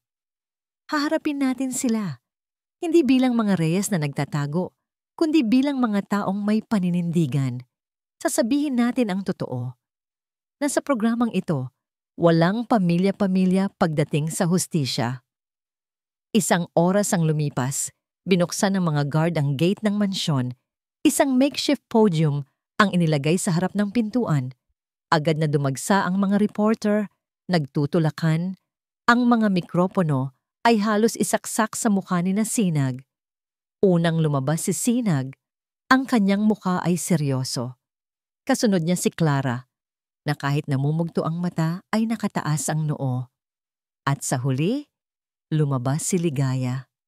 Suot ang kanyang simpleng uniforme ng Reyes Cares. Tumayo siya sa tabi ng mag-asawa. Hindi siya yumuko. Tinitigan niya ang mga kamera. Mrs. Reyes, totoo bang alam niyo ang ginagawa ng tita niyo?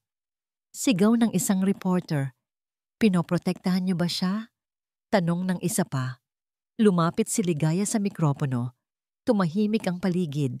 Hindi sanay ang mga tao na makita ang isang kasambahay na humaharap sa kanila ng may ganitong awtoridad.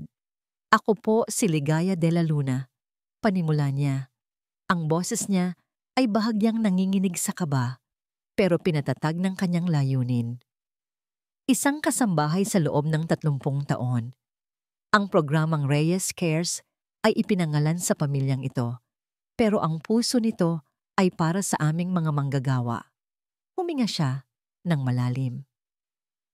Nakita ko po ang ginawa kay Elena. Nakita ko ang mga pasa. At masakit man aminin, ang gumawa noon ay 1 taong malapit sa pamilyang ito. Pero nandito ako para sabihin sa inyo, ang Reyes Cares ay hindi itinatag para protektahan ang mga amo. Itinatag ito para protektahan kaming mga tumutulong sa inyo. Tumingin siya sa kamera. Tila kinakausap ang libu-libong kasambahay na nanonood. Kahit sino pa ang may sala, kamag-anak man, kaibigan, o makapangyarihan, pananagutan nila ito. Dahil kung hindi, baliwala ang lahat ng sakripisyo ko, baliwala ang sakit na dinanas ko noon. Sumunod na lumapit si Clara. Kinuha niya ang mikropono mula kay Ligaya. Ang kanyang boses ay basag, ngunit malinaw. Si Solita Sarmiento ay kapatid ng aking ama. Simula ni Clara, tumutulo ang luha. Siya ang nagturo sa akin magdasal noong bata ako. Pero ang babaeng nanakit ng kapwa-tao sa video na yon, hindi ko siya kilala. Tumingin si Clara sa mga reporter ng may tapang. Bilang isa sa mga founder ng Reyes Cares, ako mismo ang nagsampa ng kaso laban sa aking tiyahin kaninang umaga. Nagkaroon ng bulungan sa mga reporter. Ang gulat ay nakapinta sa kanilang mga mukha. Walang nag-akala na sasampahan ng kaso ni Clara ang sarili niyang kadugo. Hindi namin kukonsintihin ang pang-aabuso. Dagdag ni Sinag, hinawakan ang balikat ng kanyang asawa at niligaya.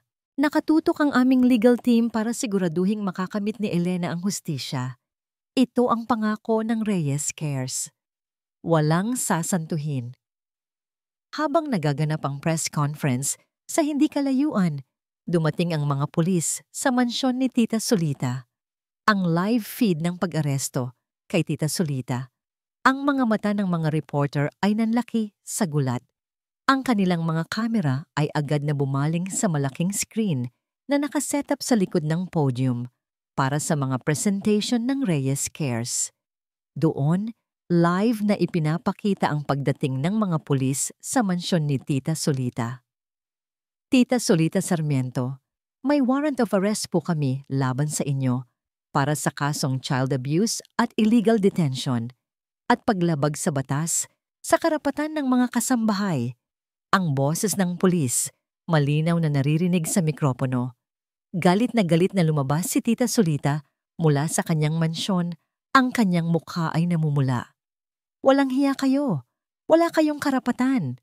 Sigaw niya habang pilit niyang tinataboy ang mga pulis. Ako si Solita Sarmiento, kilala niyo ba ako?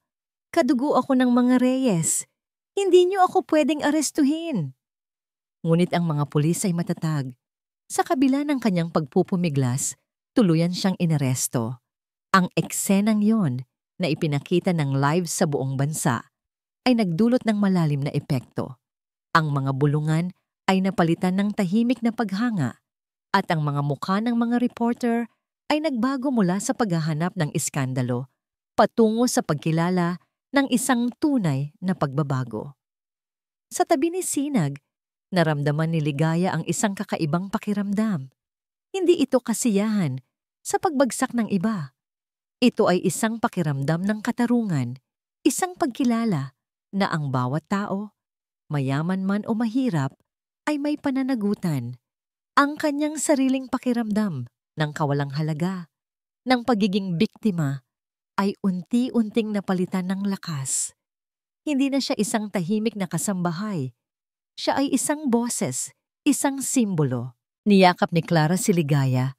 Ang kanyang mga luha ay patuloy pa rin sa pag-agos. Ngunit ngayon ay may kasamang ginhawa. Salamat, Manang, bulong niya. Salamat sa pagpapakita sa akin ng katotohanan. Hindi natin ito dapat hayaan na mangyari ulit, sabi ni Ligaya. Matatagang boses, kahit may bakas pa rin ng pagod. Kailangan nating patunayan na totoo ang Reyes Cares. Hindi ito basta-basta pangalan. Ito ay pangako. Muling hinarap ni Sinag ang mikropono. Ang pag-aresto kay Solita Sarmiento ay patunay na walang sino man ang nakatataas sa batas. Sabi niya, ang kanyang boses ay puno ng awtoridad. Ang Reyes Cares for House Helpers ay itinatag upang labanan ang ganitong klaseng pang-aabuso. At ito ang aming pangako. Hindi lamang kami magbibigay ng mga benepisyo. Kami ay magiging tinig para sa hustisya, para sa bawat kasambahay na inaabuso at pinagsasamantalahan. Ang press conference ay nagtapos na may isang bagong pag-asa. Ang mga headlines sa sumunod na araw ay nagbago. Reyes Cares, pinatunayan ang tunay na layunin. Ang isa, kampeon lumaban para sa hustisya ng mga kasambahay. Ang isa pa, ang kontrobersya ay naging isang pagkakataon upang patunayan ang integridad ng pamilya Reyes at ang tunay na misyon ng kanilang programa. Kinagabihan, nagkaroon ng tahimik na hapunan ang pamilya Reyes kasama si Ligaya. Ang kanilang mga mukha ay pagod, ngunit may kapayapaan sa kanilang mga puso. Ligaya, ikaw ang aming inspirasyon, sabi ni Gabriel. Hinawakan ang kamay ni Ligaya. Ikaw ang nagbigay sa amin ng lakas upang lumaban. Niyakap ni Ligaya si Gabriel. Ang init ng kanyang yakap ay nagpagaan sa lahat ng sakit na kanyang dinanas. Ngunit alam niya na ang laban ay hindi pa tapos. Ang pag-aresto kay Tita Solita ay simula pa lamang. Ang sistema ay malaki at ang mga taong tulad ni Solita ay marami pa. Kailangan pa nating maging matatag, sabi ni Ligaya sa sarili habang nakatanaw sa labas ng bintana. Ang mga ilaw ng syudad ay kumikinang sa dilim, ngunit sa likod ng bawat ilaw, alam niyang may mga kwento pa ng sakit at pag-asa na kailangan niyang tulungan ilabas. Ang kanyang puso ay handa na. Hindi nagtagal, nagsimula ang legal na proseso laban kay Tita Solita. Ngunit ang kaso ay hindi naging madali. Dahil sa impluwensya ni Tita Solita at sa kanyang mga koneksyon, ang laban ay naging mahaba at masalimuot. Ang media, sa kabila ng kanilang paunang suporta, ay nagsimulang magpakita ng pagdududa at ang ilang kritiko ay nagsimulang magsabing ang Reyes Cares ay ginagamit lang para sa pansariling agenda. Ang tiwala ng publiko, nakakabalik pa lamang, ay tila muling nasusubok. Si Ligaya, Sinag, at Clara ay kailangan pang maging handa para sa mas malaking laban na naghihintay sa kanila. Ang kinabukasan ng Reyes Cares at ang pagkilala sa dignidad ng mga kasambahay ay nakasalalay sa kung paano nila haharapin ang mga susunod na hamon. Matapos ang matagal at masalimuot na laban sa korte, tuluyang napatunayan ang pagkakasala ni Tita Solita Sarmiento. Ang hatol ay nagsilbing isang malakas na paalala sa lahat na walang sino man ang nakatataas sa batas at ang hustisya ay kayang abutin gaano man kahirap. Para kay Ligaya, ang resulta ng kaso ay hindi lang isang tagumpay para kay Elena, ang inabusong kasambahay, kundi isang tagumpay para sa lahat ng tulad niya na minsan ay nawalan ng boses. Ang Reyes Cares for House Helpers ay muling sumigla. Ang iskandalo ay naging tulay upang mas maintindihan ng publiko ang tunay na layunin ng programa. Sa halip na bumagsak, lalo itong lumakas. Ngayon, sa ilalim ng mas mahigpit na panuntunan at mas transparent na pamamahala, muling itinatag ang Reyes Cares. At sa gitna ng lahat ng pagbabagong ito, si Ligaya de la Luna ang naging bagong muka at pangunahing puwersa sa likod ng programa. Hindi na siya basta consultant. Siya ang puso at kaluluwa ng Reyes Cares. Ligaya, gusto naming ikaw na ang mamuno sa aming outreach programs, sabi ni Sinag, isang araw sa isang pulong. Ang kanyang mga mata ay puno ng paggalang. Ikaw ang mas nakakaalam sa mga pangangailangan nila. Ikaw ang mas nakakaunawa sa kanilang pinagdadaanan. Naramdaman ni Ligaya ang isang kakaibang init sa kanyang dibdib. Mula sa pagiging tahimik na anino, siya ay ngayoy isang leader. Nagsimula siyang magkaroon ng mga bagong ideya, seminars para sa mga kasambahay tungkol sa kanilang mga karapatan, workshops sa financial literacy, at isang hotline para sa mga biktima ng pang-aabuso. Bawat programa ay ginawa niya ng buong puso na inaalala ang kanyang sariling pinagdaanan. Isang araw, inimbitahan si Ligaya sa isang pambansang talk show. Hindi siya makapaniwala. Siya, isang dating kasambahay, ay ngayoy magsasalita sa harap ng milyon-milyong Pilipino. Sa backstage, nanginginig siya. Ngunit nang makita niya ang mukha ni Sinag, Clara at Gabriel na nakangiti at nagbibigay suporta sa kanya, nagkaroon siya ng lakas. Kumusta po kayo, Manang Ligaya? Tanong ng host matapos ang isang mainit na pagpapakilala. Mula po sa pagiging kasambahay, ngayon po ay isa na kayong leader at inspirasyon. Ano po ang nararamdaman ni Benyo? Masaya po ako, sabi ni Ligaya. Ang kanyang boses ay malinaw at matatag. Masaya po ako, hindi lang para sa sarili ko, kundi para sa lahat ng mga kasambahay na tulad ko. Sana po, ang kwento ko ay maging inspirasyon na walang imposible at bawat isa po sa atin ay may karapatan sa dignidad at pagkilala. Ikinuwento niya ang kanyang buhay, ang kanyang mga pangarap, ang kanyang mga pinagdaanan, at kung paano niya nakamit ang kapayapaan sa gitna ng lahat. Ang kanyang kwento ay humaplos sa puso ng milyon-milyong nanonood.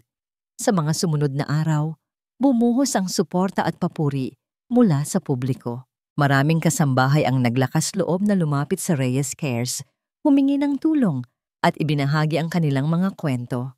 Si Ligaya ang laging naroon upang makinig, umunawa at gabayan sila. Isang hapon, inilabas ni Ligaya ang kanyang Toyota Vios. Matapos ang lahat ng nangyari, hindi na niya ito tinitingnan bilang isang simbolo ng kahihiyan. Ngayon ito ay simbolo ng kalayaan, ng kanyang kakayahang magmaneho sa sarili niyang direksyon. Nagmaneho siya papunta sa Barrio Amihan.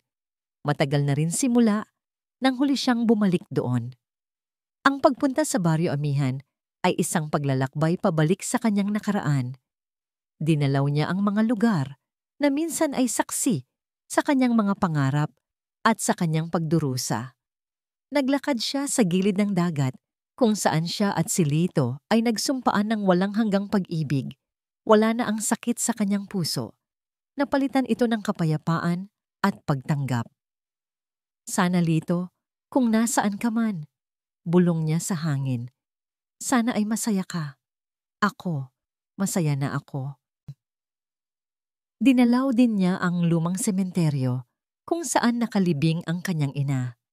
Tahimik siyang nagdasal, nagpasalamat sa kanyang ina sa lahat ng hirap na kanyang dinanas upang buhayin siya. Ang mga salita ni Mama Alona ay hindi na bumabaon sa kanyang puso. Nauunawaan na niya ngayon na ang bawat tao ay may sariling laban at ang pagpili na maging mabuti ay laging nasa kamay mo. Nang pabalik na siya sa Distrito Hiraya, habang nagpapahinga sa isang gasolinahan, may lumapit sa kanya na isang matandang babae, may kasamang 2 bata. Kayo po ba si Manang Ligaya? Tanong ng babae. Ang kanyang mga mata ay puno ng paghanga. Salamat po. Dahil sa inyo, nagkaroon ng lakas ang aking anak, nalabanan ang kanyang amo, na nanganakop sa kanya. Salamat po sa Reyes Cares. May inabot ang matandang babae kay Ligaya, isang maliit na rosaryo gawa sa buto ng sampagita. Maliit lang po ito, Manang, pero ito po ay mula sa puso. Salamat po sa pagiging liwanag sa aming lahat. Niyakap ni Ligaya ang matandang babae at ang mga bata. Ang regalo ay maliit, ngunit ang kahulugan nito ay napakalaki. Ito ang tunay na ani ng puso. Ang pagmamahal, pagkilala, at pag-asa na kanyang naibigay ay bumabalik sa kanya. Sa mga pinakamaliit ngunit pinakamakabuluhang paraan, naramdaman niya ang isang pakiramdam ng pagmamalaki at kagalakan. Hindi para sa kanyang sarili, kundi para sa kakayahan niyang maging instrumento ng pagbabago. 5 taon na ang lumipas. Ang maliit na binhi ng Reyes Cars for House Helpers na itinanim ni Sinag Reyes na sinimulan sa gitna ng iskandalo at pagdududa ay ngayon naging isang malaking puno na ang mga sanga ay umaabot sa bawat sulok ng Pilipinas. Mula sa pagiging isang lokal na programa, ito ay naging isang pambansang organisasyon na nagtataguyod ng mga karapatan, nagbibigay ng edukasyon, at nagliligtas ng buhay ng libu-libong kasambahay. Sa gitna ng lahat ng tagumpay na ito, nanatili si Ligaya de la Luna, hindi lang bilang inspirasyon, kundi bilang matatag na pundasyon ng programa. Mas matanda na siya, may ilang karagdagang puting hibla sa buhok, at ang mga guhit sa kanyang muka ay mas malalim na. Ngunit ang kanyang mga mata ay nananatiling nagniningning ng karunungan at kapayapaan.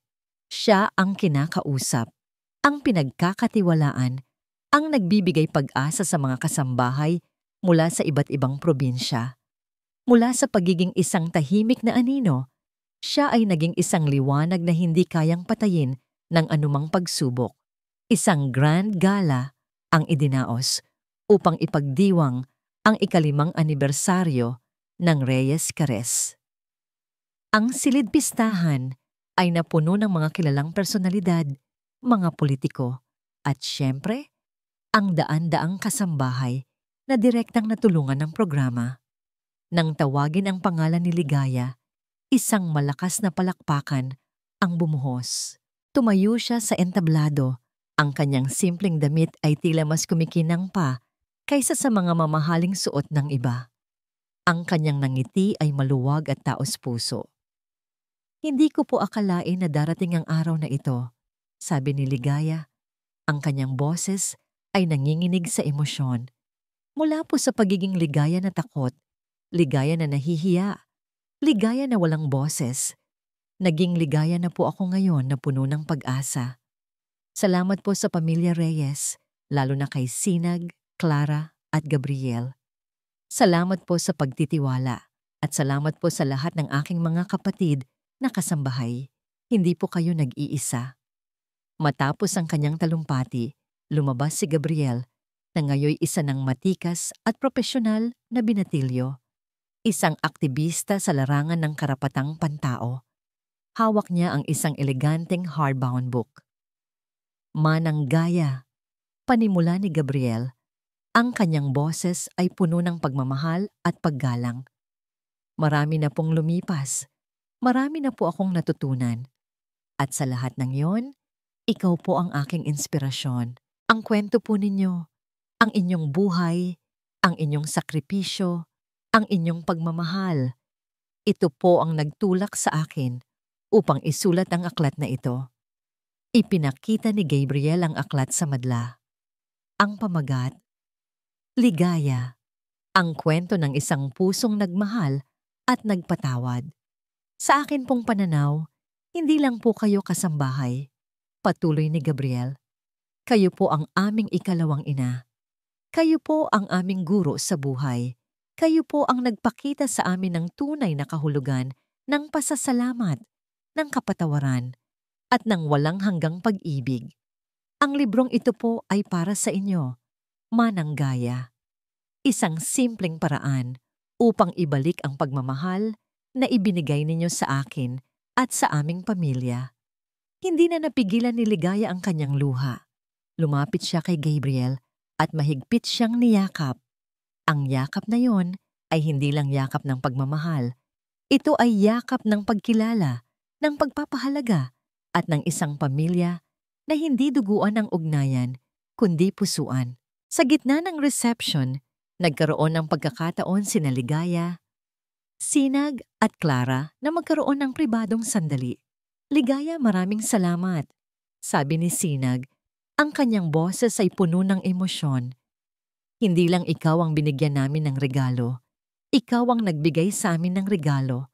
Ang regalo ng pag-unawa, ng pagbabago, at ng isang mas malalim na kahulugan ng buhay." "Totoo yan, Manang," dagdag ni Clara. Hawak ang kamay ni Ligaya. "Dahil sa'yo, nakita namin ang tunay na halaga ng bawat tao at kung paano ang isang simpleng gawa ng kabutihan ay kayang baguhin ang buong mundo." Isang araw, matapos ang gala, nagmaneho si Ligaya patungong Baryo Amihan. Sa kanyang likod, sa kanyang Toyota Vios, ay nakaupo si Maya at ilang matatanda pa na kaibigan niya. Malakas ang tugtog ng radyo at nagtatawanan silang lahat. Ito ang kanyang ligaya, ang kanyang sariling pamilya na kanyang binuo sa paglipas ng panahon. Dinalaw niya ang puntod ng kanyang ina. Naglagay siya ng isang sariwang bulaklak at tahimik na nagsalita.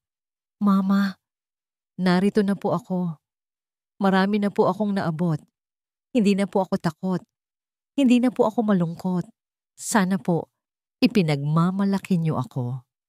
Nang makalabas siya ng sementeryo, sumakay siya sa kanyang Vios. Ang araw ay unti-unting lumulubog. Ang kalangitan ay nagkulay kahel at lila. Habang nagmamaneho siya, napatingin siya sa rearview mirror. Nakita niya ang kanyang refleksyon. Isang babaeng may edad na, may mga pilat sa puso na matagal nang gumaling, at isang nangiti na puno ng kapayapaan at pagtanggap. Ang kanyang buhay ay isang mahabang paglalakbay. Mula sa pagiging isang batang probinsyana na nangangarap sa ilalim ng buwan, hanggang sa pagiging isang kasambahay na tahimik na naglilingkod. At ngayon, isang leader na nagbibigay inspirasyon sa marami. Ang kanyang pangalan, Ligaya, na nangangahulugang kagalakan, ay sa wakas ay nabuhay sa kanyang pagkatao. Hindi na siya naghahanap ng kaligayahan sa iba. Natagpuan niya ito sa kanyang sarili, sa kanyang misyon, at sa pagmamahal na kanyang ibinibigay sa mundo. Sa bawat pagpihit ng manibela, sa bawat kilometrong kanyang tinatahak, si Ligaya de la Luna ay isang buhay na patunay na ang tunay na pasasalamat ay nagbibigay buhay, nagpapagaling, at nagtatayo ng isang pamanang pag-ibig na walang katapusan. Nagliliwanag ang umaga sa isang komunidad sa labas ng Metro Manila kung saan ginaganap ang pinakabagong outreach program ng Reyes Cares for House Helpers. Ang lugar ay puno ng buhay, mga kasambahay na dumalo upang matuto tungkol sa kanilang mga karapatan, mga abogadong nagbibigay ng libreng konsultasyon at mga volunteers na abala sa pagbibigay ng tulong. Sa gitna ng lahat ng ito, nakatayo si Ligaya. Ang kanyang presensya ay tila nagbibigay ng init at kapayapaan sa lahat ng naroroon. Ngayon, bihirang-bihira na siyang magsuot ng uniforme ng kasambahay. Kadalasan ay simple at komportableng damit na nagpapahintulot sa kanya na malayang makakilos, makipag-ugnayan sa mga tao. Lumapit sa kanya si Maya, na ngayon ay isa ng full-time coordinator sa Reyes Cares. Magkahawak kamay silang naglakad. Tinatanaw ang mga kasambahay na masaya at umaasa. Ligaya, sino ang mag-aakalang mangyayari ito? Sabi ni Maya, ang kanyang boses ay puno ng paghanga. Mula sa maliit na pangarap mo sa Vios, heto na tayo ngayon. Nagbabago ka ng buhay ng napakaraming tao. Hindi lang ako ang nagbago, Maya. Tayong lahat. Tugon ni Ligaya.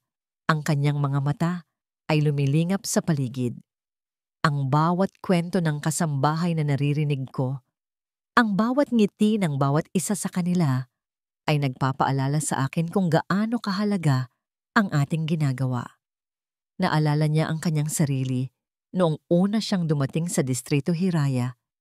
Isang batang probinsyana na puno ng takot.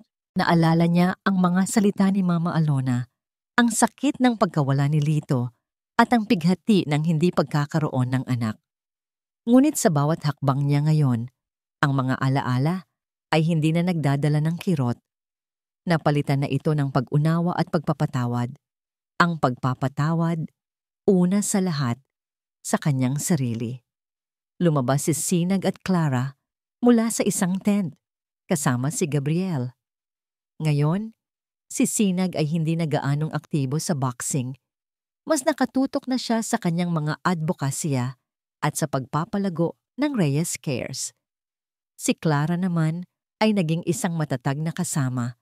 Ang kanyang malalim na pag-unawa at malasakit ay naging pundasyon ng programa. Si Gabriel, bilang isang young activist, ay patuloy na nagdadala ng mga bagong ideya at pananaw na nagpapatunay na ang diwa ng pagtulong ay namamana. Manang Gaya, may gustong kumausap sa iyo, sabi ni Gabriel. Iginaya siya sa isang maliit na upuan kung saan nakaupo ang isang matandang babae. Ang matandang babae ay may hawak na isang kopya ng aklat na sinulat ni Gabriel, Ang Ligaya, ang kwento ng isang pusong nagmahal at nagpatawad. Kayo po ba si Ligaya de la Luna? Tanong ng matandang babae. Ang kanyang mga mata ay luhaan. Ako po si Aling Nena. Galing po ako sa kabilang probinsya. Hindi ko po akalain na makikita ko po kayo ng personal. Kumusta po, Aling Nena?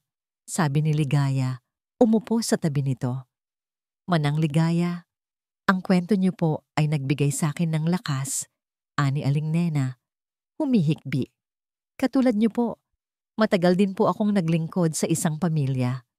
At katulad niyo po, naranasan ko rin po ang pang-aabuso, ang pagiging invisible. Pero nang mabasa ko po ang libro niyo at nang mapanood ko po kayo sa TV, nagkaroon po ako ng lakas. Naglakas loob po akong humingi ng tulong. At ngayon po, may sarili na po akong maliit na negosyo dahil sa tulong ng Reyes Cars. Niyakap ni Ligaya si Aling Nena. Ang init ng yakap na yon ay mas makahulugan pa sa anumang gantimpala o karangalan. Ito ang bunga ng kanyang paghihirap, ang legacy na kanyang itinayo, hindi sa pera o kapangyarihan, kundi sa pagbabago ng buhay ng kapwa. Sa pagtatapos ng programa, nagtipon ang lahat para sa isang group photo.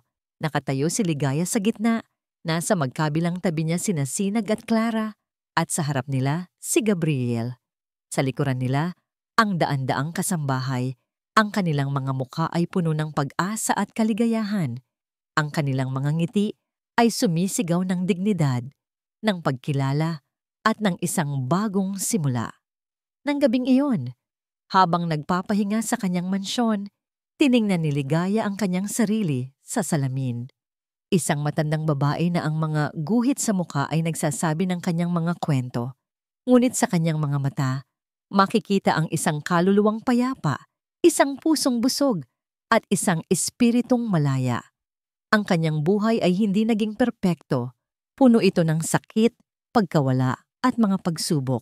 Ngunit sa huli, natagpuan niya ang tunay na kahulugan ng ligaya, ang hindi matitinag na kagalakan na nanggagaling sa pagmamahal sa kapwa at sa pagtuklas ng tunay na halaga ng sarili. Ang kanyang Toyota Vios ay nakaparada pa rin sa garahe, malinis at maayos. Hindi na lang ito simbolo ng isang pangarap. Ito ay simbolo ng isang paglalakbay, ng isang babaeng naglakas loob na managinip, na lumaban, at sa huli ay nagbigay ng pag-asa sa libo-libo. Ang kwento ni Ligaya de la Luna ay hindi lang kwento ng isang kasambahay na binigyan ng regalo. Ito ay kwento ng isang pamanang pag-ibig, isang patunay na ang tunay na pasasalamat ay hindi lamang sa pagtanggap, kundi sa pagbibigay. At ang tunay na ligaya ay matatagpuan sa paghilom ng mga sugat ng nakaraan at sa pagtanggap ng pag-ibig na bumabalik, hindi para sa sarili, kundi para sa lahat. Ang kwento ni Ligaya de la Luna ay isang paalala na ang tunay na halaga ng isang tao ay hindi nasusukat sa kanyang katayuan sa lipunan o sa yaman na kanyang naipon, kundi sa lalim ng kanyang puso at sa impluwensya ng kanyang kabutihan. Ito ay nagtuturo sa atin na ang pagpapahalaga sa mga sakripisyo ng iba, lalo na sa mga tahimik na naglilingkod, ay nagbubunga ng pagbabago, paghilom, at isang pamanang pag-ibig na walang hanggan. Ang pasasalamat ay hindi lang basta salita. Ito ay isang kilos na nagbabago ng buhay. Maraming salamat po sa inyong pakikinig sa kwento ng buhay ni Ligaya. Sana po ay nag-iwan ito ng butil ng pag-asa at pag-unawa sa inyong mga puso. Gusto po naming marinig ang inyong mga saloobin at damdamin. Anong bahagi ng kwento ang pinaka nagpahaplos sa inyong puso? Anong aral ang inyong nakuha? At anong klase pa po ng kwento ang nais ninyong marinig sa aming channel? Hindi dito nagtatapos ang ating paglalakbay. Marami pa pong kwentong kasing ganda at mas puno ng aral dito sa aming channel. Kung nagustuhan nyo ang kwentong ito, i-like, i-share sa pamilya at mga kaibigan, at mag-subscribe na rin para lagi kayong updated sa mga susunod pa naming kwento. I-click nyo ang notification bell para kayo ang unang makarinig kapag may bago kaming upload. Pagpalain po kayo ng Panginoon, kayo at ang inyong buong pamilya. Hanggang sa muli.